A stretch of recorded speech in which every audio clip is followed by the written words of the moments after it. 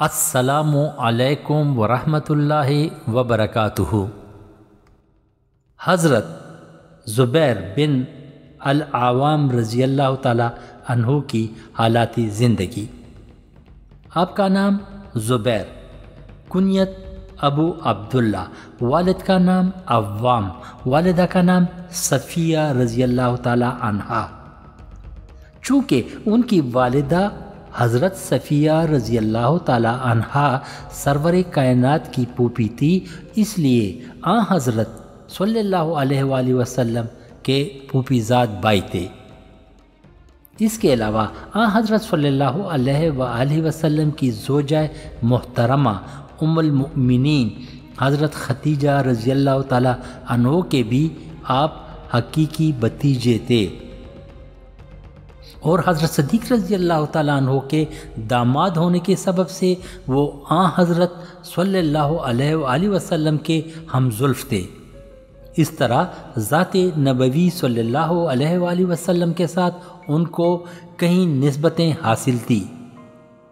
حضرت زبیر ہجرت نبوی صلی اللہ علیہ وآلہ وسلم سے 28 سال قبل پیدا ہوئے۔ بچپن کے حالات بہت کم معلوم ہیں، لیکن اس قدر یقینی ہے کہ ان کی والدہ حضرت صفیہ رضی اللہ تعالی عنہا نے ابتدا ہی سے ان کی ایسی تربیت کی تھی کہ وہ جوان ہو کر ایک عالی حوصلہ، بہادر، اولو العزم مرد ثابت ہو۔ چنانچہ وہ بچپن میں انہیں مارا پیٹا کرتی اور سخت سے سخت محنت و مشقت کے کام کا عادی بناتی تھی۔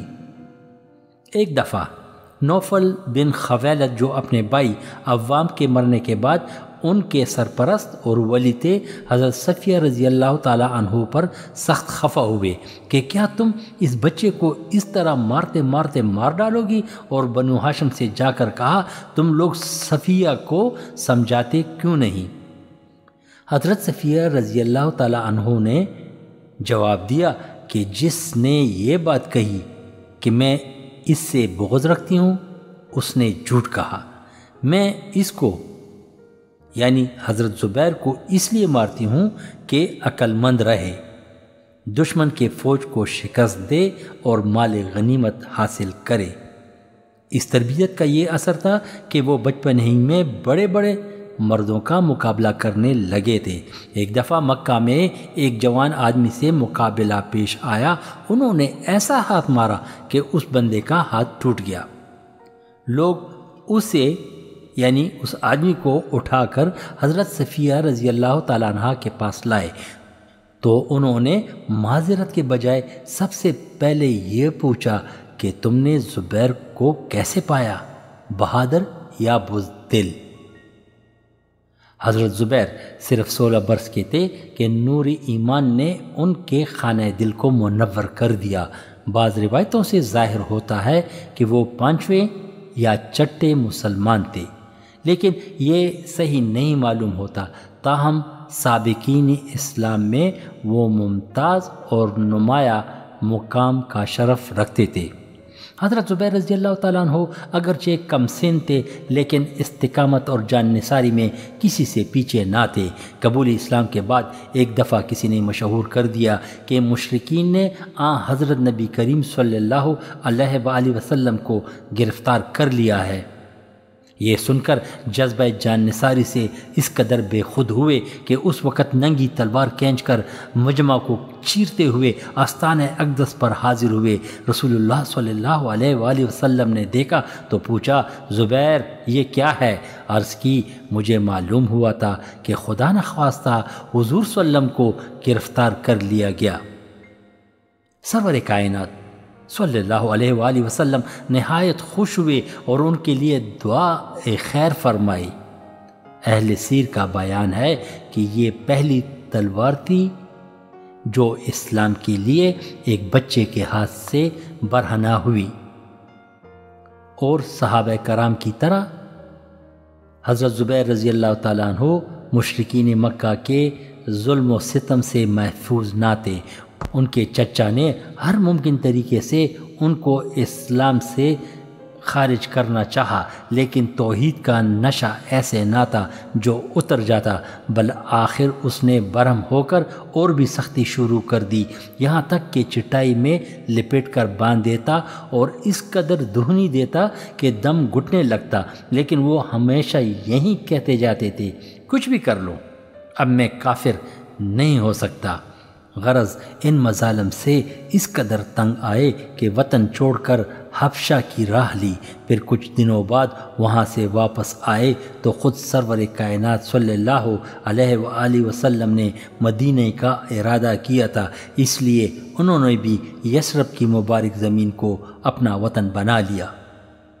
حضرت نبی کریم صلی اللہ علیہ وآلہ وسلم نے مکہ میں حضرت طلحہ رضی اللہ تعالیٰ عنہ کو حضرت زبیر رضی اللہ تعالیٰ عنہ کا اسلامی بھائی قرار دیا، لیکن جب مدینہ پہنچنے کے بعد انصار و مہاجرین میں تعلقات پیدا کرنے کے لیے ایک دوسرے مواخات کا انتظام ہوا تو اس دفعہ حضرت سلمہ بن سلامہ انصاری رضی اللہ تعالیٰ عنہ سے رشتہ اخوت قائم کیا گیا، جو مدینہ کے ایک معزز بزرگ اور بیعت عقبہ میں بھی شریک تھے۔ غزوات میں ممتاز حیثیت سے شریک رہے۔ سب سے پہلے غزوہ بدر پیش آیا۔ حضرت زبیر نے اس معرکہ میں نہایت جان بازی و دلیری کے ساتھ حصہ لیا، جس طرف نکل جاتے تھے غنیم کی صفیں طے و بال کر دیتے تھے۔ ایک مشرک نے ایک بلند ٹیلے پر کھڑے ہو کر مبارزت کا اعلان کیا، حضرت زبیر رضی اللہ تعالیٰ عنہ نے بڑھ کر اس سے لپٹ گئے اور وہ دونوں کلابازیاں کاتے ہوئے نیچے آئے۔ حضرت نبی کریم صلی اللہ علیہ وآلہ وسلم نے فرمایا کہ ان دونوں میں سے سب سے پہلے زمین پر جو رکے گا وہ مقتول ہوگا۔ چنانچہ ایسے ہی ہوا، وہ مشرک پہلے زمین پر گر کر حضرت زبیر کے ہاتھوں سے مارا گیا۔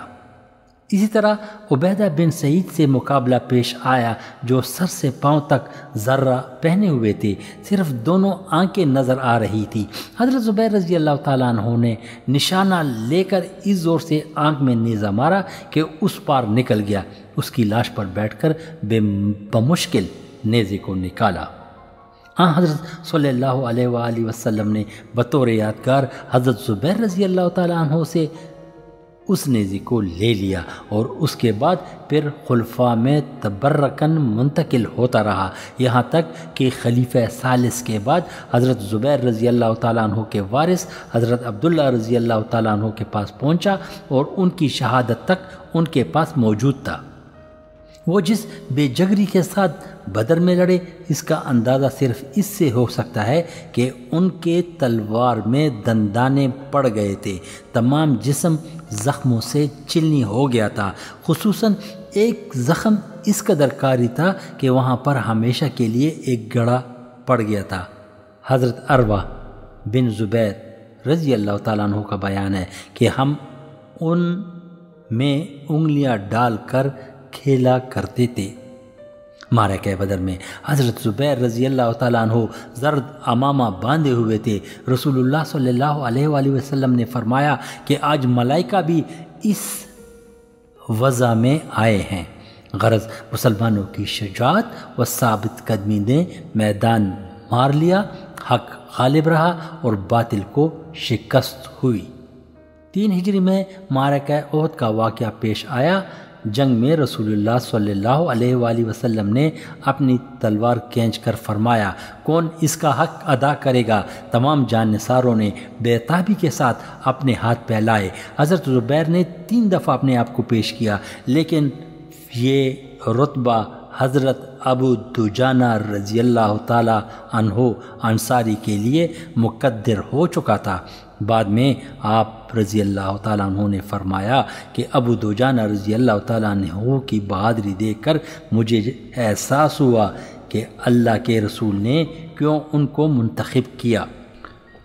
جنگ احد میں جب تیر اندازوں کی بے احتیاطی سے فتح شکست میں تبدیل ہو گئی اور مشرکین کے اچانک حملے سے غازیان دین کے پاؤں متزلزل ہو گئے، یہاں تک کہ شمع نبوت کے گرد صرف 14 صحابہ کرام پروانہ وار ثابت قدم رہے، تو اس وقت بھی یہ جان نثار جان نثاری کا فرض ادا کر رہا تھا۔ 5 ہجری میں تمام عرب مسلمانوں کے خلاف امڑ آیا۔ سرور کائنات صلی اللہ علیہ وآلہ وسلم نے مدینہ کے قریب خندق کھود کر اس طوفان کا مقابلہ کیا۔ حضرت زبیر رضی اللہ تعالیٰ عنہ اس حصے پر مامور تھے جہاں عورتیں تھیں۔ ان دنوں میں بنو قریظہ اور مسلمانوں کا آپس میں امن کا معاہدہ تھا، لیکن عام سیلاب میں وہ بھی اپنے عہد پر قائم نہ رہے۔ رسول اللہ صلی اللہ علیہ وآلہ وسلم نے دریافت کے لیے کسی کو بھیجنا چاہا اور 3 بار فرمایا، کون اس قوم کی یعنی بنو قریظہ کی خبر لائے گا؟ حضرت زبیر نے ہر مرتبہ بڑھ کر عرض کیا کہ میں۔ حضرت صلی اللہ علیہ وآلہ وسلم نے خوش ہو کر فرمایا، ہر نبی کے لیے حواری ہوتے ہیں، میرا حواری زبیر رضی اللہ تعالیٰ عنہ ہے۔ اس نازک وقت میں بھی حضرت زبیر رضی اللہ تعالیٰ عنہ کی اس طرح بے خطر تنہا آمد و رفت سے حضرت نبی کریم صلی اللہ علیہ وآلہ وسلم ان کی جان بازی سے اس قدر متاثر ہوئے کہ فرمایا، فدا کا ابی و امی، یعنی میرے باپ تم دونوں پر فدا ہو۔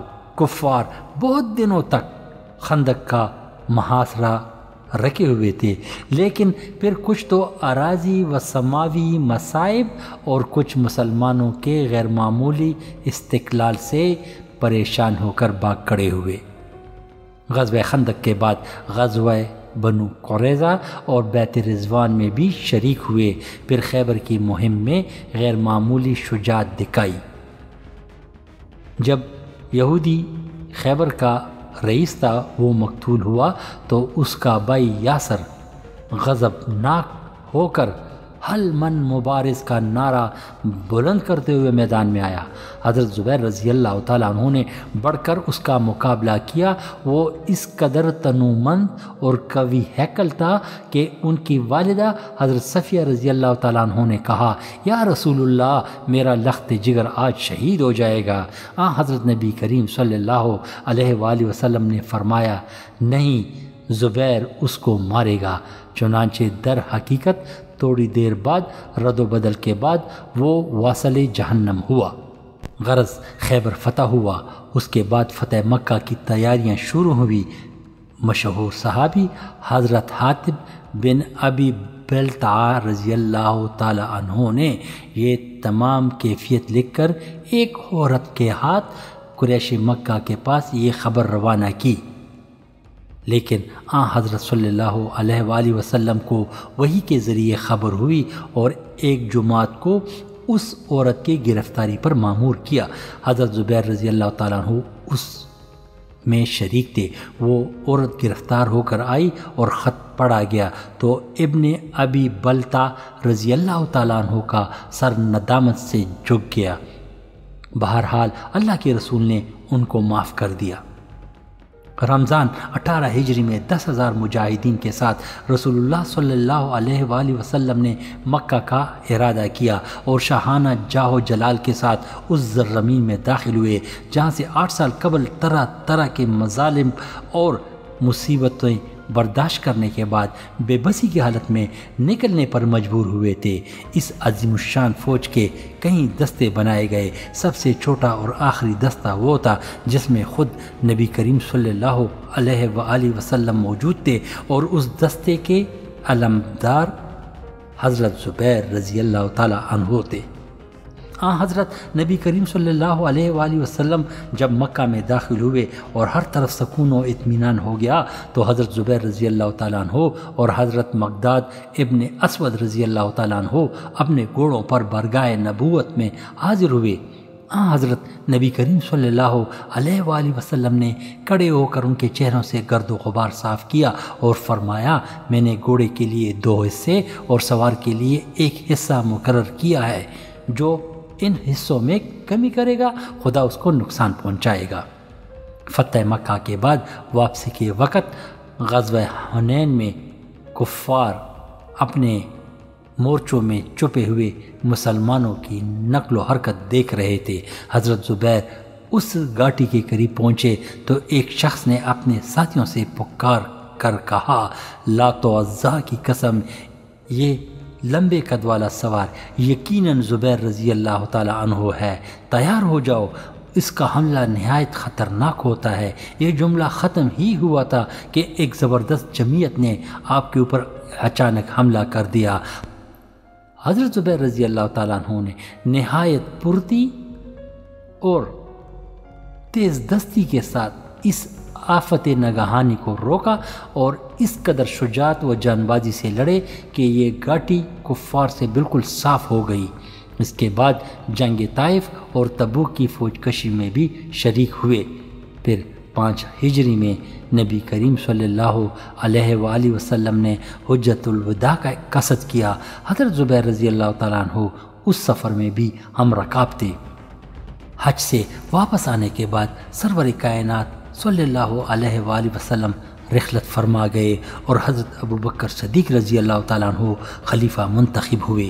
بعض روایت کے مطابق حضرت زبیر رضی اللہ تعالیٰ عنہ کو بھی خلیفہ اول کی بیعت میں پس و پیش تھا، تاہم وہ زیادہ دنوں تک اس پر قائم نہیں رہے۔ 2.25 برس کی خلافت کے بعد خلیفہ اول جہان فانی سے رخصت ہوئے اور فاروق اعظم رضی اللہ تعالیٰ عنہ نے مسند حکومت پر قدم رکھا۔ خلیفہ اول کے عہد میں فتوحات کا سلسلہ شروع ہو چکا تھا۔ حضرت عمر رضی اللہ تعالیٰ عنہ نے تمام عرب میں جوش پھیلا کر اس کو اور بھی زیادہ وسیع کر دیا۔ حضرت زبیر رضی اللہ تعالیٰ عنہ کا دل رسول اللہ صلی اللہ علیہ وآلہ وسلم کی وفات سے افسردہ ہو چکا تھا، تاہم ایک مرد میدان و جان باز بہادر کے لیے اس جوش و ولولہ کے ساتھ گوشہ نشین رہنا ناممکن تھا۔ خلیفہ وقت سے اجازت لے کر شامی لشکر میں شریک ہوئے۔ اس وقت یرموک کے میدان میں ملک شام کی قسمت کا آخری فیصلہ ہو رہا تھا۔ اثناء جنگ میں لوگوں نے کہا، اگر آپ حملہ کر کے غنیم کے کلب میں گھس جائیں تو ہم بھی آپ کا ساتھ دیں گے۔ حضرت زبیر رضی اللہ تعالیٰ عنہ نے کہا، تم لوگ میرا ساتھ نہیں دے سکتے۔ لوگوں نے وعدہ کیا تو اس زور سے حملہ آور ہوئے کہ رومی فوج کا قلب چیرتے ہوئے تنہا اس پار سے اس پار نکل گئے اور کوئی رفاقت نہ کر سکا۔ پھر واپس لوٹے تو رومیوں نے گھوڑوں کی باگ پکڑ لی اور نرغہ کر کے سخت زخمی کیا۔ گردن پر 2 زخم اس قدر کاری تھے کہ اچھے ہونے کے بعد بھی گڑے باقی رہ گئے۔ عروہ بن زبیر رضی اللہ تعالیٰ کا بیان ہے کہ بدر کے زخم کے بعد یہ دوسرا زخم کا گڈھا تھا، اس میں بچپن میں ہم انگلیاں ڈال کر کھیلا کرتے تھے۔ غرض انہی حیرت انگیز جان بازیوں کا نتیجہ تھا کہ رومیوں کی ٹٹی دل فوج بھاگ کھڑی ہوئی اور فرزندان توحید تمام ملک شام کے وارث بن گئے۔ فتح شام کے بعد حضرت عمر بن عاص رضی اللہ تعالیٰ عنہ کی سرکردگی میں مصر پر حملہ ہوا۔ انہوں نے چھوٹے چھوٹے مقامات کو فتح کرتے ہوئے فسطاط کا محاصرہ کر لیا اور قلعے کی مضبوط نیز فوج کی قلت دے کر دربار خلافت سے اعانت طلب کی۔ امیر المومنین حضرت عمر رضی اللہ تعالیٰ عنہ نے 10,000 فوج اور 4 افسر بھیجے اور خط میں لکھا کہ ان افسروں میں 1,000 سوار کے برابر ہے۔ افسروں میں حضرت زبیر رضی اللہ تعالیٰ عنہ بھی تھے۔ ان کا جو رتبہ تھا اس کے لحاظ سے عمر رضی اللہ تعالیٰ عنہ نے ان کو افسر بنایا اور محاصرہ وغیرہ کے انتظامات ان کے ہاتھ میں دیے۔ انہوں نے گھوڑے پر سوار ہو کر خندق کے چاروں طرف چکر لگایا اور جہاں جہاں مناسب تھا مناسب تعداد کے ساتھ سوار اور پیادے متعین کیے۔ ان کے ساتھ منجنیکوں سے پتھر برسانا شروع کر دیا۔ اس پر پورے 7 مہینے گزر گئے اور فتح و شکست کا فیصلہ نہ ہوا۔ حضرت زبیر رضی اللہ تعالیٰ عنہ نے ایک دن تنگ آ کر کہا، آج میں مسلمانوں پر فدا ہوتا ہوں۔ یہ کہہ کر ننگی تلوار ہاتھ میں لی اور سیڑھی لگا کر قلعے کی فصیل پر چڑھ گئے۔ چند اور صحابہ نے ان کا ساتھ دیا۔ فصیل پر پہنچ کر سب نے ایک ساتھ تکبیر کا نعرہ بلند کیا، ساتھ ہی تمام فوج نے نعرہ مارا کہ قلعے کی زمین کانپ اٹھی۔ عیسائی یہ سمجھ کر کہ مسلمان قلعے کے اندر گھس آئے بدحواس ہو کر بھاگے۔ ادھر حضرت زبیر رضی اللہ تعالیٰ عنہ نے فصیل سے اتر کر قلعہ کا دروازہ کھول دیا۔ تمام فوج اندر گھس آئی۔ مقوقس حاکم مصر نے یہ دیکھ کر صلح کی درخواست کی اور اسی وقت سب کو امان دے دیا گیا۔ فسطاط فتح کر کے اسلامی فوج نے اسکندریہ کا رخ کیا اور ان کے شہر کا محاصرہ کر لیا، لیکن جس قدر زیادہ دن گزرتے جاتے تھے اسی قدر دربار خلافت سے اس کے جلد فتح کرنے کا تقاضا بڑھتا جاتا تھا۔ غرض ایک روز عمرو بن العاص نے آخری حملے کا ارادہ کر دیا اور حضرت زبیر رضی اللہ تعالیٰ عنہ، مسلمہ بن مخلد رضی اللہ تعالیٰ عنہ کو فوج کا ہراول بنا کر اس زور سے یلغار کی کہ ایک ہی حملے میں شہر فتح ہو گیا۔ مفتوحہ ممالک کی تقسیم کا مطالبہ مصر کامل طور پر مسخر ہو گیا تو حضرت زبیر رضی اللہ تعالیٰ عنہ نے عمرو بن العاص رضی اللہ تعالیٰ عنہ سپہ سالار فوج سے اراضی مفتوحہ کی تقسیم کا مطالبہ کیا اور فرمایا کہ جس طرح رسول اللہ صلی اللہ علیہ وآلہ وسلم نے خیبر کو مجاہدین پر تقسیم فرما دیا تھا، اس طرح تمام ممالک مفتوحہ کو تقسیم کر دینا چاہیے۔ عمرو بن العاص رضی اللہ تعالیٰ عنہ نے کہا، خدا کی قسم میں امیر المومنین کی اجازت کے بغیر کچھ نہیں کر سکتا۔ حضرت عمر رضی اللہ تعالیٰ عنہ کو لکھا گیا تو جواب میں عمر رضی اللہ تعالیٰ عنہ نے لکھا کہ اس بات کو اسی طرح رہنے دیجیے تاکہ آئندہ نسلیں بھی اس سے مستفید ہوتی رہیں۔ حضرت زبیر رضی اللہ تعالیٰ عنہ کے ذہن میں بھی اس کی مصلحت آ گئی اور خاموش رہے۔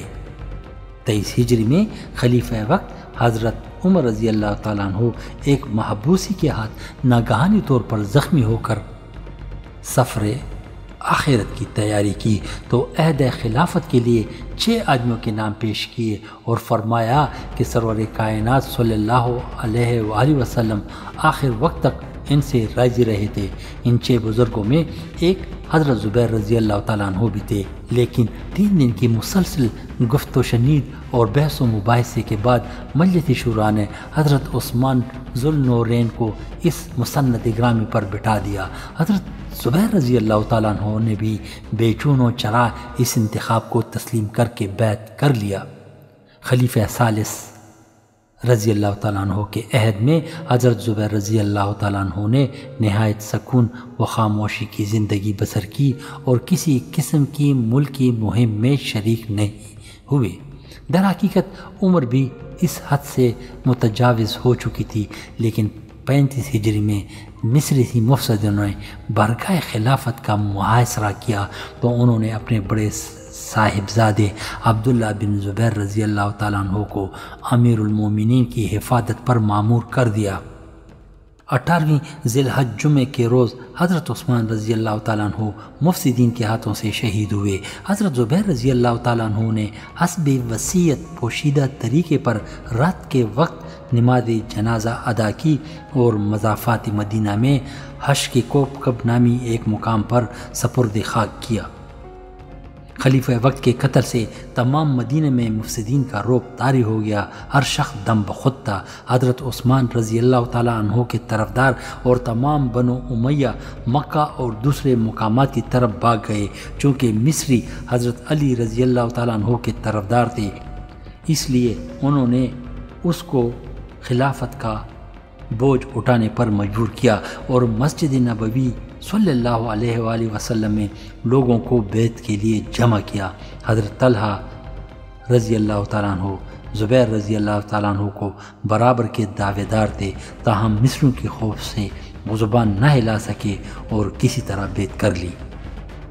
حضرت علی کی مسند نشینی کے بعد بھی مدینہ میں امن و امان قائم نہ ہو سکا۔ صبائی فرقہ جو اس انقلاب کا بانی تھا اور فتنہ و فساد کے نئے نئے کرشمے دکھاتا رہتا تھا، جاہل بدھوؤں کے ساتھ جو ہمیشہ ایسے لوٹ مار کے موقعوں پر شریک ہو جاتے تھے، وہ بھی صبائیوں کے ساتھ ہو گئے۔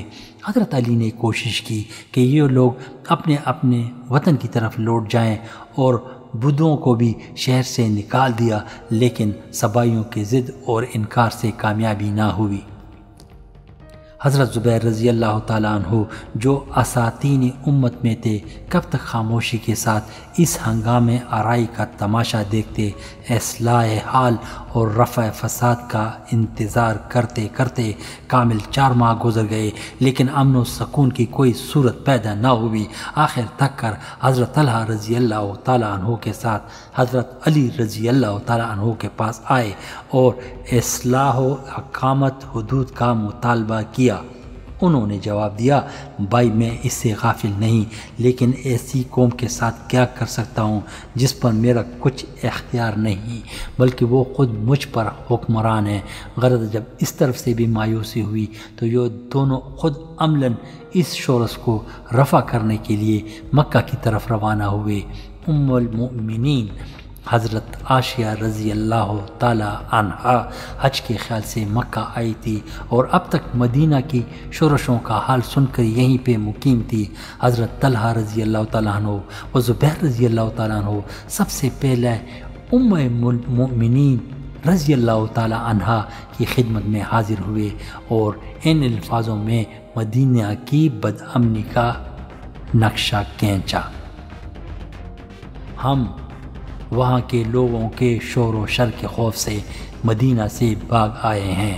ہم نے وہاں ایسی حیران قوم کو چھوڑا ہے جو نہ حق کو پہچانتی ہے، نہ باطل سے احتراز کرتی ہے، نہ اپنی جانوں کی حفاظت کرتی ہے۔ ام المؤمنین رضی اللہ تعالی عنہا نے فرمایا، تو پھر کوئی رائے قائم کر کے اس شورش کو ختم کرنا چاہیے۔ غرض تھوڑی دیر کے بحث و مباحثے کے بعد علم اصلاح بلند کرنے پر سب کا اتفاق ہوا۔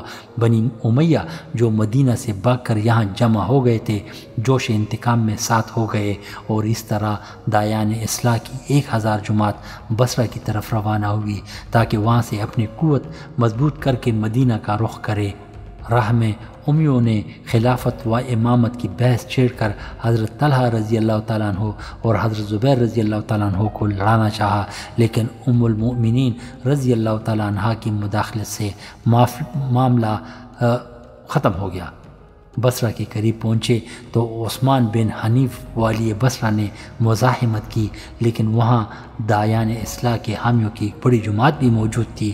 وہ خود عثمان رضی اللہ تعالیٰ عنہ کے ساتھیوں سے دست و گریبان ہو گئے، یہاں تک کہ کشت و خون کی نوبت پہنچ گئی۔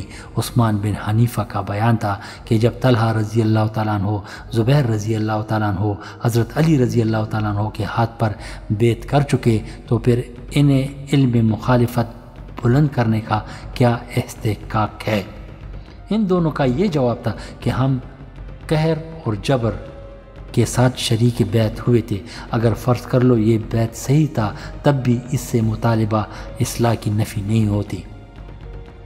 غرض معاملہ نے زیادہ طول کھینچا تو مصالحت کی یہ صورت قرار پائی کہ ایک شخص تحقیقات کے لیے مدینہ روانہ کیا جائے۔ اگر ثابت ہو کہ طلحہ و زبیر بیعت پر مجبور کیے گئے تھے تو عثمان بن حنیفہ مزاحمت سے باز آئیں گے، ورنہ ان دونوں کو اس جماعت سے کنارہ کش ہونا پڑے گا۔ چنانچہ کعب رضی اللہ تعالیٰ عنہ اس تحقیقات پر مامور ہوئے۔ انہوں نے جمعے کے روز مسجد نبوی میں داخل ہو کر حاضرین سے سوال کیا، اے اہل مدینہ، میں اہل بصرہ کا قاصد بن کر آیا ہوں، کیا واقعہ اس قوم نے ان دونوں کو علی کی بیعت پر مجبور کیا تھا یا وہ خود خوشی سے اس پر تیار ہوئے تھے؟ مجمع میں تھوڑی دیر تک سناٹا رہا، لیکن حضرت اسامہ بن زید رضی اللہ تعالیٰ عنہ سے نہ رہا گیا، بول اٹھے، خدا کی قسم ان دونوں نے سخت ناپسندیدگی کے ساتھ بیعت کی تھی۔ اس سے ایک ہلچل پڑ گئی۔ تمامہ رضی اللہ تعالیٰ عنہ اور سہیل بن حنیف حضرت اسامہ رضی اللہ تعالیٰ عنہ سے الجھ پڑے۔ سہیب بن سنان رضی اللہ تعالیٰ عنہ، ابو ایوب رضی اللہ تعالیٰ عنہ اور محمد بن مسلمہ رضی اللہ تعالیٰ عنہ اجمعین نے دیکھا کہ لوگ اسامہ رضی اللہ تعالیٰ عنہ کو مار ڈالیں گے تو سب نے ایک زبان ہو کر کہا، ہاں کہ خدا کی قسم اسامہ رضی اللہ تعالیٰ عنہ نے سچ کہا۔ غرض اس طرح اسامہ رضی اللہ تعالیٰ عنہ کی جان بچ گئی اور کعب رضی اللہ تعالیٰ عنہ بصرہ واپس آئے۔ دوسری طرف حضرت علی کو ان واقعات کی اطلاع مل چکی تھی۔ انہوں نے عثمان بن حنیفہ کو لکھا، اولاً تو یہ صحیح نہیں کہ وہ مجبور کیے گئے، اور اگر مان بھی لوں تو قوم و ملک کی بہتری کے لیے ایسا ہونا ضروری تھا۔ اگر وہ مجھے معزول کرنا چاہتے ہیں تو ان کے پاس کوئی معقول عذر نہیں، اور اگر کچھ اور مقصد ہے تو اس پر غور ہو سکتا ہے۔ اس خط کے بعد عثمان رضی اللہ تعالیٰ عنہ نے اپنی رائے بدل دی اور کعب رضی اللہ تعالیٰ عنہ کی تحقیقات کے باوجود داعیان اصلاح کی مزاحمت پر اڑے رہے۔ حضرت طلحہ رضی اللہ تعالیٰ عنہ و زبیر رضی اللہ تعالیٰ عنہ نے دیکھا کہ اب سہولت کے ساتھ یہ معاملہ طے نہیں ہوگا، تو ایک روز عشاء کے وقت اپنے ساتھیوں کے ساتھ مسجد پہنچے اور عبد الرحمن بن عطاب رضی اللہ تعالیٰ عنہ کو نماز پڑھانے کے لیے کھڑا کر دیا۔ حضرت عثمان بن حنیف نے اس کو اپنے حق میں مداخلت تصور کر کے ایرانی زد اور سبا بچہ سپاہیوں کو حملے کا حکم دیا، لیکن حضرت طلحہ رضی اللہ تعالیٰ عنہ و زبیر رضی اللہ تعالیٰ عنہ نے پامردی کے ساتھ مقابلہ کر کے ان کو بھگا دیا۔ دوسری طرف چند آدمی دارالعمارت میں گھس گئے اور حضرت عثمان ابن حنیف کو پکڑ کر سامنے لائے۔ ان لوگوں نے اس بے رحمی کے ساتھ ان کو مارا تھا کہ اور اس کی داڑھی نوچ لی تھی کہ چہرے پر ایک بال بھی باقی نہ تھا۔ حضرت طلحہ رضی اللہ تعالیٰ عنہ و زبیر رضی اللہ تعالیٰ عنہ کو یہ سخت ناگوار گزرا۔ حضرت عائشہ رضی اللہ تعالیٰ عنہ سے اس کے متعلق دریافت کیا تو انہوں نے حکم دیا کہ عثمان کو چھوڑ دو، جہاں جی چاہے جائے۔ غرض اس طرح بصرہ پر قبضہ ہو گیا۔ ایک بڑی جماعت اس مہم میں ان کے ساتھ دینے پر تیار ہو گئی تھی۔ حضرت طلحہ رضی اللہ تعالیٰ عنہ و زبیر رضی اللہ تعالیٰ عنہ نے اہل کوفہ کو بھی خطوط لکھ کر شرکت کی ترغیب دی، لیکن وہاں حضرت امام حسین رضی اللہ تعالیٰ عنہ نے پہنچ کر پہلے سے ان کو اپنا طرفدار بنا لیا اور تقریباً 9000 کی عظیم الشان جمعیت مقام ذی وقار میں حضرت علی رضی اللہ تعالیٰ عنہ کی فوج سے مل کر بصرہ کی طرف بڑھی۔ حضرت طلحہ رضی اللہ تعالیٰ عنہ و زبیر رضی اللہ تعالیٰ عنہ کو معلوم ہوا تو انہوں نے بھی اپنی فوج کو مرتب و منظم کیا اور آگے بڑھے۔ 10ویں جمادی الاخر 36 ہجری میں جمعرات کے دن دونوں فوجوں میں آمنا سامنا ہوا۔ کیا عبرت انگیز نظارہ تھا۔ چند دن پیشتر جو لوگ بائی بائی تھے آج ایک دوسرے کے خون کے پیاسے ہو کر نگاہ غیظ و غضب سے اپنے مقابل کو دیکھ رہے تھے، لیکن ذاتی مخاصمت و عداوت سے نہیں بلکہ حق و صداقت کے جوش میں۔ یہی وجہ ہے کہ ایک ہی قبیلے کے کچھ آدمی اس طرف ہیں تو کچھ اس طرف، چونکہ دونوں جماعتوں کے اکابرین کو اصلاح مد نظر تھی، اس لیے پہلے مصالحت کا سلسلہ شروع ہوا۔ حضرت علی رضی اللہ تعالیٰ عنہ تنہا گھوڑا آگے بڑھا کر میدان کے درمیان آئے اور حضرت زبیر رضی اللہ تعالیٰ عنہ کو بلا کر کہا، ابو عبداللہ، تمہیں وہ دن یاد ہیں جب کہ ہم اور تم دونوں ہاتھ میں ہاتھ دیے نبی کریم صلی اللہ علیہ وآلہ وسلم کے سامنے گزرے تھے، اور رسول اللہ صلی اللہ علیہ وآلہ وسلم نے تم سے پوچھا تھا کہ کیا تم اس کو دوست رکھتے ہو؟ تم نے عرض کی، ہاں یا رسول اللہ۔ یاد کرو اس وقت تم سے حضور انور نے فرمایا تھا کہ ایک دن تم اس سے ناحق لڑو گے۔ حضرت زبیر رضی اللہ تعالیٰ عنہ نے جواب دیا، ہاں اب مجھے بھی یاد ہے۔ حضرت علی رضی اللہ تعالیٰ عنہ تو صرف ایک بات یاد دلا کر پھر اپنی جگہ پر چلے گئے، لیکن حضرت زبیر رضی اللہ تعالیٰ عنہ کے قلب حق پرست میں ایک خاص سخت تلاطم برپا ہو گیا۔ تمام عزائم اور ارادے فسخ ہو گئے۔ ام مومنین کے پاس آ کر کہنے لگے، میں برسر غلط تھا۔ علی رضی اللہ تعالیٰ عنہ نے مجھے رسول اللہ صلی اللہ علیہ وآلہ وسلم کا مقولہ یاد دلایا۔ حضرت عائشہ رضی اللہ تعالیٰ عنہ نے پوچھا، پھر اب کیا ارادہ ہے؟ بولے اب میں اس جھگڑے سے کنارہ کش ہوتا ہوں۔ حضرت زبیر رضی اللہ تعالیٰ عنہ کے صاحب زادہ حضرت عبداللہ رضی اللہ تعالیٰ عنہ نے کہا آپ ہم لوگوں کو دو گروہوں کے درمیان پھنسا کر خود علی رضی اللہ تعالیٰ عنہ کے خوف سے بھاگنا چاہتے ہیں۔ حضرت زبیر نے کہا میں قسم کھاتا ہوں کہ علی سے نہیں لڑوں گا۔ عبداللہ رضی اللہ تعالیٰ عنہ نے کہا قسم کا کفارہ ممکن ہے، اور اپنے غلام مکحول کو بلا کر آزاد کر دیا، لیکن حواری رسول کا دل اچاٹ ہو گیا تھا۔ کہنے لگا علی رضی اللہ تعالیٰ عنہ نے ایسی بات جلا دی کہ تمام جوش ختم ہو گیا، بے شک ہم حق پر نہیں، آؤ تم بھی میرے ساتھ۔ تو حضرت عبداللہ نے انکار کر دیا تو تنہا بصرہ کی طرف چل پڑے تاکہ وہاں سے اپنا اسباب و سامان لے کر حجاز کی طرف نکل جائے۔ حنف بن قیس نے حضرت زبیر رضی اللہ تعالیٰ عنہ کو جاتے دیکھا تو کہا دیکھو یہ کس وجہ سے واپس جا رہا ہے، کوئی جا کر خبر لے آئے۔ عمر بن جرموز نے کہا میں جاتا ہوں، اور ہتھیار سجا کر گھوڑا دوڑاتے ہوئے حضرت زبیر رضی اللہ تعالیٰ عنہ کے پاس پہنچا۔ وہ اس وقت اپنے غلاموں کو اسباب و سامان کے ساتھ روانگی کا حکم دے کر بصرہ کی آبادی سے دور نکل آیا تھا۔ ابن جرموز نے قریب پہنچ کر پوچھا ابو عبداللہ آپ نے قوم کو کس حال میں چھوڑا؟ حضرت زبیر رضی اللہ تعالیٰ عنہ نے کہا سب باہم ایک دوسرے کا گلا کاٹ رہے تھے۔ ابن جرموز آپ کہاں جا رہے ہیں؟ حضرت زبیر رضی اللہ تعالیٰ عنہ نے کہا میں اپنی غلطی پر پشیمان ہوں، اس لیے اس جھگڑے سے کنارہ کش ہو کر کسی اور طرف نکل جانے کا قصد ہے۔ ابن جرموز نے کہا چلیے مجھے بھی اسی طرف سے کچھ دور تک جانا ہے، غرض دونوں ساتھ چلے۔ ظہر کی نماز کا وقت آیا تو زبیر رضی اللہ تعالیٰ عنہ نماز پڑھنے کے لیے ٹہرے۔ ابن جرموز نے کہا میں بھی شریک ہوتا ہوں۔ حضرت زبیر رضی اللہ تعالیٰ عنہ نے کہا میں تمہیں امان دیتا ہوں، کیا تم بھی میرے ساتھ ایسا ہی سلوک روا رکھو گے؟ اس نے کہا ہاں۔ اس عہد و پیمان کے بعد دونوں اپنے گھوڑے سے اترے اور معبود حقیقی کے سامنے سر نیاز جھکانے کو کھڑے ہو گئے۔ حضرت زبیر رضی اللہ تعالیٰ عنہ جیسے ہی سجدے میں گئے، عمر بن جرموز نے غداری کر کے تلوار کا وار کیا اور آپ کا سر تن سے جدا ہو کر خاک و خون میں تڑپنے لگا۔ افسوس جس نے اللہ کی راہ میں کبھی اپنی جان کی پرواہ نہیں کی، جس نے رسول اللہ صلی اللہ علیہ وآلہ وسلم کے سامنے سے بارہا مصائب کے پہاڑ ہٹائے تھے، وہ آج خود ایک کلمہ خواں اور پیر و رسول صلی اللہ علیہ وآلہ وسلم کے شکاوت اور بے رحمی کا شکار ہو گیا۔ ان للہ و انا الیہ راجعون۔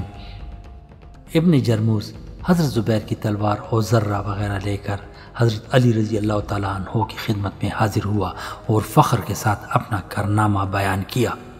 حضرت علی رضی اللہ تعالیٰ عنہ نے تلوار پر ایک حسرت کی نظر ڈال کر فرمایا اس تلوار نے بارہا رسول اللہ صلی اللہ علیہ وآلہ وسلم کے سامنے سے مصائب کے بادل ہٹائے تھے۔ اے ابن صفیہ کے قاتل تجھے بشارت ہو، جہنم تیری منتظر ہے۔ حضرت زبیر رضی اللہ تعالیٰ عنہ نے 64 برس کی عمر 36 ہجری میں شہید ہو کر وادی الصبا میں سپرد خاک ہوئی۔ حضرت زبیر رضی اللہ تعالیٰ عنہ کا دامن اخلاقی زر و جواہر سے مالا مال تھا۔ تقوی، پارسائی، حق پسندی، بے نیازی، سخاوت اور ایثار آپ کا خاص شیوا تھا۔ رخت قلب اور عبرت پذیری کا یہ عالم تھا کہ معمولی سے معمولی واقعہ پر دل کانپ اٹھتا تھا۔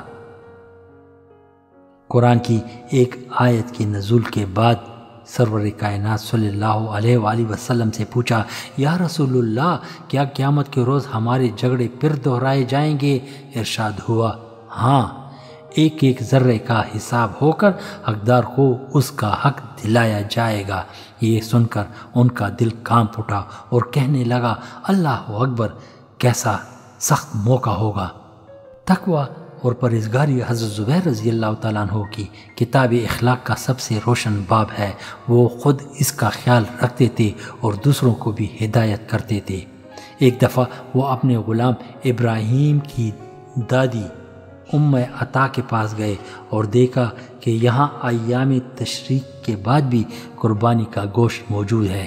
کہنے لگے، ام عطا، رسول اللہ صلی اللہ علیہ وآلہ وسلم نے فرمایا تھا کہ مسلمانوں کو 3 دن سے زیادہ قربانی کا گوشت کھانے سے منع فرمایا۔ انہوں نے عرض کی کہ میں کیا کروں؟ لوگوں نے اس قدر ہدیے میں بیچ دیا کہ ختم ہی نہیں ہوتا۔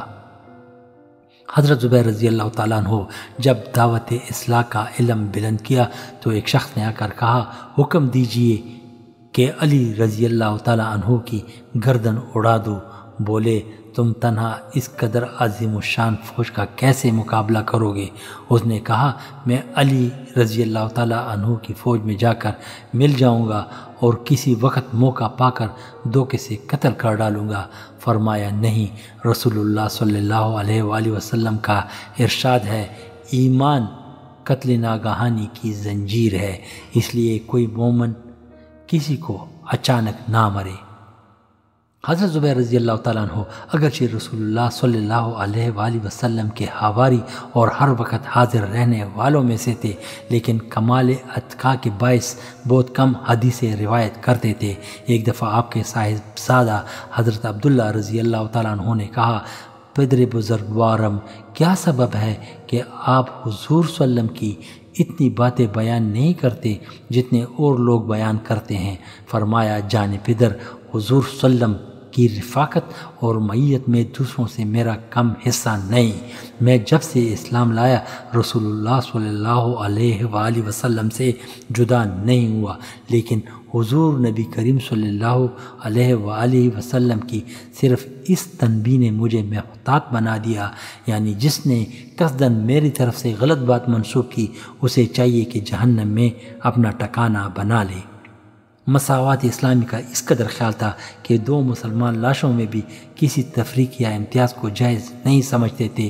جنگ احد میں آپ کے ماموں حضرت حمزہ رضی اللہ تعالیٰ عنہ شہید ہوئے تو حضرت صفیہ رضی اللہ تعالیٰ عنہ نے بھائی کی تجہیز و تکفین کے لیے 2 کپڑے لا کر دیے، لیکن ماموں کے پہلو میں ایک انصاری کی لاش بھی بے گور و کفن پڑی تھی۔ دل نے گوارا نہ کیا کہ ایک کے لیے 2 کپڑے ہوں اور دوسرا بے کفن رہے۔ غرض تقسیم کرنے کے لیے دونوں کو کپڑوں کو ناپا، اتفاق سے چھوٹا بڑا نکلا، کورا ڈالا، تقسیم کیا کہ اس میں بھی کسی طرح کی ترجیح نہ پائے۔ حضرت زبیر رضی اللہ تعالیٰ عنہ خطرات کے متعلق پرواہ نہ کرتے اور موت کا خوف کبھی ان کے ارادے میں حائل نہ ہوتا۔ اسکندریہ کے محاصرے نے طول کھینچا تو چاہا کہ سیڑھی لگا کر قلعے پر چڑھ جائے۔ لوگوں نے کہا، قلعے میں سخت طاعون ہے۔ فرمایا، ہم طاعون ہی کے لیے آئے ہیں، یعنی موت سے ڈرنا کیا۔ غرض سیڑھیاں لگائیں اور جان کی بازی کے ساتھ چڑھ گئے۔ آپ کا امانت، دیانت اور انتظامی قابلیت کا عام شہرہ تھا، یہاں تک کہ لوگ عموماً اپنی وفات کے وقت ان کو اپنے آل و اولاد، مال و متاع کے محافظ بنانے کی تمنا ظاہر کرتے تھے۔ متی بن الاسود نے ان کو وصی بنانا چاہا، انہوں نے انکار کیا تو انہوں نے کہا، میں آپ کو خدا اور رسول کا قرابت داری کا واسطہ دلاتا ہوں۔ میں نے فاروق اعظم رضی اللہ تعالیٰ عنہ کو کہتے سنا ہے کہ زبیر رضی اللہ تعالیٰ عنہ دین کے ایک رکن ہیں۔ حضرت عثمان مقداد رضی اللہ تعالیٰ عنہ، عبداللہ بن مسعود رضی اللہ تعالیٰ عنہ اور عبد الرحمن بن عوف رضی اللہ تعالیٰ عنہ نے بھی ان کو اپنا وصی بنایا تھا، چنانچہ یہ دیانتداری کے ساتھ ان کے مال و متاع کی حفاظت کر کے ان کے اہل و عیال پر صرف کرتے تھے۔ سخاوت اور خدا کی راہ میں خرچ کرنے میں بھی پیش رہتے تھے۔ حضرت زبیر رضی اللہ تعالیٰ عنہ کے پاس 1000 غلام تھے، روزانہ اجرت پر کام کر کے ایک بیشقرار رقم لاتے تھے، لیکن انہوں نے اس میں سے ایک دمڑی بھی کبھی اپنے ذات یا اپنے اہل و عیال پر صرف کرنا پسند نہ کیا، بلکہ جو کچھ آیا اسی وقت صدقہ کر دیا۔ غرض ایک پیغمبر کے حواری میں جو خوبیاں ہوتی ہیں، حضرت زبیر رضی اللہ تعالیٰ عنہ کے ذات والے صفات میں ایک ایک کر کے وہ سب موجود تھے۔ معاش کا اصل ذریعہ تجارت تھا۔ عجب بات یہ ہے کہ انہوں نے جس کام میں ہاتھ لگایا وہ کبھی نقصان میں نہیں ہوا۔ تجارت کے علاوہ مال غنیمت سے بھی گھنا قدر رقم حاصل کی۔ حضرت زبیر کے دولت کا صرف اس انداز سے ہو سکتا تھا کہ ان کے تمام مال کا تخمینہ 5 کروڑ 2 لاکھ درہم یا دینار کیا گیا تھا، لیکن یہ سب نقد نہیں بلکہ جائیداد غیر منقولہ کے صورت میں تھا۔ اطراف مدینہ میں ایک جاگیر تھی، اس کے علاوہ مختلف مقامات پر مکانات تھے، چنانچہ خاص مدینہ میں 11، بصرہ میں 2 اور مصر و کوفہ میں 1 مکان تھا۔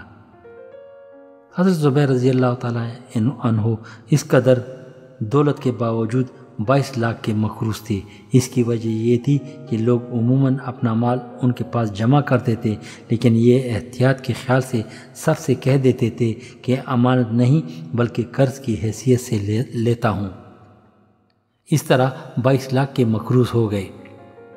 حضرت زبیر جب جنگ جمل کے لیے تیار ہوئے تو انہوں نے اپنے صاحبزادہ عبداللہ رضی اللہ تعالیٰ عنہ سے کہا، جانے پدر، مجھ سے سب سے زیادہ خیال اپنے قرض کا ہے، اس لیے میرا مال و متاع بیچ کر سب سے پہلے قرض ادا کرنا، اور جو کچھ بچ جائے اس میں سے 1 ثلث خاص تمہارے بچوں کے لیے وصیت کرتا ہوں۔ اگر مال کفایت نہ کرے تو میرے مولا کی طرف رجوع کرنا۔ حضرت عبداللہ نے پوچھا، آپ کا مولا کون ہے؟ فرمایا، میرا مولا میرا خدا ہے جس نے ہر وقت میری دستگیری کی ہے۔ حضرت عبداللہ بن زبیر حسب وصیت مختلف آدمیوں کے ہاتھ جاگیر بیچ کر قرض ادا کرنے کا سامان کیا اور 4 برس تک موسم حج میں اعلان کرتے رہے کہ زبیر رضی اللہ تعالیٰ عنہ پر جس کا قرض ہو آ کر لے لے۔ غرض اس طرح قرض ادا کرنے کے بعد بھی اس قدر رقم بچ رہی کہ صرف حضرت زبیر رضی اللہ تعالیٰ عنہ کی 4 بیویوں میں سے ہر ایک کو 12 لاکھ حصہ ملا۔ فتح خیبر کے بعد رسول اللہ صلی اللہ علیہ وآلہ وسلم نے اس کی زمین کو مجاہدین پر تقسیم فرما دیا، چنانچہ حضرت زبیر رضی اللہ تعالیٰ عنہ کو بھی اس میں سے ایک وسیع اور سرسبز خطہ ملا تھا۔ اس کے علاوہ مدینہ کے اطراف میں بھی ان کے کھیت تھے جن کو وہ خود آباد کرتے تھے۔ کبھی کبھی آبپاشی وغیرہ کے متعلق دوسرے شرکاء سے بھی جھگڑا ہو جاتا تھا۔ حضرت ابوبکر رضی اللہ تعالیٰ عنہ نے بھی مقام جرف میں انہیں ایک جاگیر عطا فرمائی تھی۔ اس طرح حضرت عمر رضی اللہ تعالیٰ عنہ نے مقام عقیق کی زمین انہیں دے دی تھی، جو مدینہ کے اطراف میں ایک خوش فضا میدان ہے۔ حضرت زبیر رضی اللہ تعالیٰ عنہ کو اپنے بیوی بچوں سے نہایت محبت تھی، اور خصوصاً حضرت عبداللہ رضی اللہ تعالیٰ عنہ اور ان کے بچوں کو بہت پیار کرتے تھے، چنانچہ اپنے مال میں سے 1 ثلث کی خاص ان کے بچوں کے لیے وصیت کی تھی۔ لڑکوں کی تربیت کو بھی خاص طور پر خیال رکھتے تھے۔ جنگ یرموک میں شریک ہوئے تو اپنے صاحبزادہ عبداللہ بن زبیر رضی اللہ تعالیٰ عنہ کو بھی ساتھ لے گئے۔ اس وقت ان کی عمر صرف 10 سال تھی، لیکن حضرت زبیر رضی اللہ تعالیٰ عنہ نے ان کو گھوڑے پر سوار کر کے ایک آدمی کے سپرد کر دیا کہ جنگ کے ہولناک مناظر دیکھ کر جرأت و بہادری کا سبق حاصل کرے۔ دولت و ثروت کے باوجود طرز معاشرت نہایت سادہ تھا، اور غذا بھی پر تکلف نہ تھی۔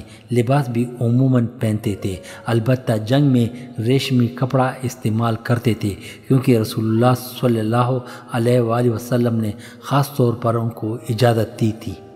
آلات حرب کا نہایت شوق تھا، اس میں تکلف جائز سمجھتے تھے، چنانچہ ان کی تلوار کا قبضہ نقرئی تھا۔ آپ کا بدن چریرا، قد بلند و بالا، خصوصاً پاؤں اس قدر لمبے کہ گھوڑے پر چڑھتے تو پاؤں زمین سے چھو جاتے۔ آپ کا رنگ گندمی تھا اور سر پر کندھوں تک بال کی لٹیں تھیں۔ حضرت زبیر رضی اللہ تعالیٰ عنہ نے مختلف اوقات میں متعدد شادیاں کی اور کثرت کے ساتھ اولاد پیدا ہوئی۔ بعض بچے تو ان کی زندگی ہی میں فوت ہو گئے تھے، تاہم پھر بھی بہت سے اولاد ان کی یادگار رہ گئی۔ عزیز دوستو، یہ تھے ہمارے آج کے صحابی حضرت زبیر بن العوام رضی اللہ تعالی عنہ۔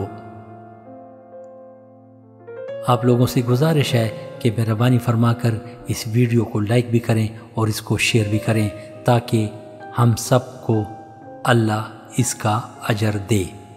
والسلام، صلاح الدین غازی، کینیڈا۔